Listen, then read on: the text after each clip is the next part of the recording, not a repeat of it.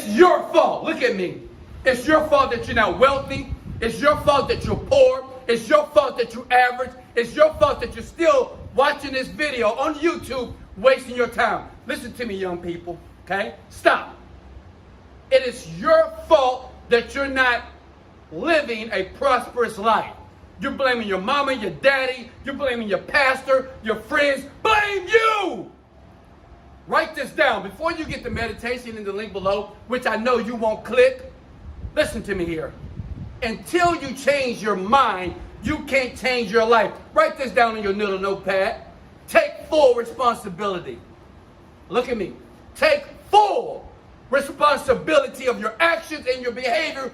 Then, and only then, you can step into the doors of prosperity. Hey, guess what? I've made hundreds of millions of dollars, okay? Hundreds. It's not because I'm skilled. It's because I took full responsibility. In the link below, I dare you to take responsibility right now and get the free meditation that changed my entire life. It might not change your life, but if you never move, if you never take action, you'll keep getting the same piss poor results that you're getting right now.